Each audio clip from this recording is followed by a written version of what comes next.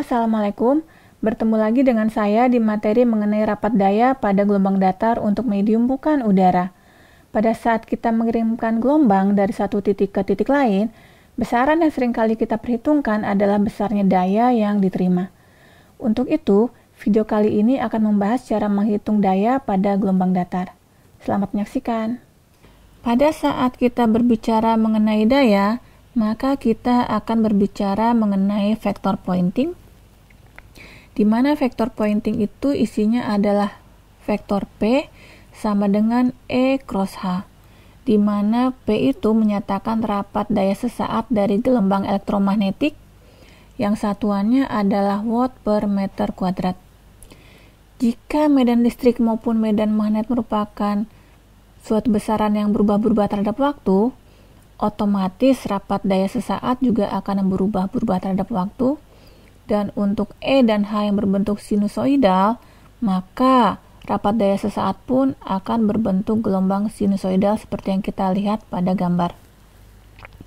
Dan besarnya daya yang berubah-ubah terhadap waktu ini akan menyulitkan kita pada saat pengukuran, sehingga untuk memudahkan, kita akan menggunakan yang namanya rapat daya rata-rata, di mana untuk menghitung rapat daya rata-rata dari interval waktu T1 ke T2, kita menggunakan persamaan sebagai berikut. Untuk gelombang yang merupakan fungsi periodik, maka rapat daya rata-rata adalah 1 per T dikalikan integral dengan batas dari 0 sampai 1 periode tersebut dari rapat daya sesaat terhadap dt.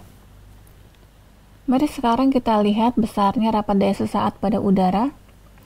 Untuk persamaan gelombang datar medan listrik di udara dan juga medan magnet di udara, kita memiliki persamaan sebagai berikut. Rapat daya sesaat adalah E cross H, sehingga akan kita dapatkan besarnya adalah EM plus kuadrat dibagi etanol dikalikan cos omega T minus beta Z kuadrat dengan arah AZ. Kenapa AZ? Karena AZ adalah hasil dari AX dicrosskan dengan AY. Nah, sekarang kita ingin menghitung berapa besarnya rapat daya rata-rata. Dengan menggunakan persamaan sebagai berikut, maka akan didapatkan rapat daya rata-rata untuk gelombang yang merambat di udara adalah EM plus kuadrat dibagi 2 etanol dengan arah AZ. Dan rumus inilah yang digunakan untuk menghitung rapat daya rata-rata di udara. Sekarang kita akan melihat rapat daya sesaat dan rapat daya rata-rata untuk gelombang yang merambat pada medium bukan udara. Ini adalah persamaan medan listrik untuk gelombang yang merambat pada medium bukan udara, dan juga di sisi sebelah kanan kita akan melihat persamaan medan magnetnya. Rapat daya sesaat sama dengan E cross H, sehingga akan kita dapatkan persamaan sebagai berikut. Dan sekarang kita akan menghitung berapa besarnya rapat daya rata-rata pada medium yang bukan udara. Dengan menggunakan rumus ini akan kita dapatkan bahwa rapat daya rata-rata untuk gelombang yang merambat bukan di udara besarnya adalah EM plus kuadrat dibagi dengan 2 dikalikan magnitud dari impedansi intrinsik dikalikan dengan E pangkat minus 2 alfa Z dikalikan dengan cos theta dengan arah AZ. Dan ini adalah rumus yang digunakan untuk menghitung rapat daya rata-rata untuk gelombang yang merambat ke arah sumbu Z positif. Sekarang kita akan melihat perbandingan rapat daya untuk gelombang yang merambat di udara dan bukan di udara. Pertama kali mari kita lihat terlebih dahulu persamaan rapat daya rata-rata untuk gelombang yang merambat di udara dan rapat daya rata-rata untuk gelombang yang merambat bukan di udara. Untuk gelombang yang merambat di udara, rapat daya sesaatnya dapat kita lihat adalah bentuk sinusoidal yang berwarna biru ini, dan rapat daya rata-ratanya adalah garis lurusnya. Sedangkan untuk gelombang yang merambat bukan di udara, berarti rapat daya sesaatnya adalah sinusoidal yang meredam juga seperti yang kita lihat pada slide, dan rapat daya rata-ratanya juga merupakan garis yang meredam. Untuk lebih jelasnya dapat kita lihat seperti berikut.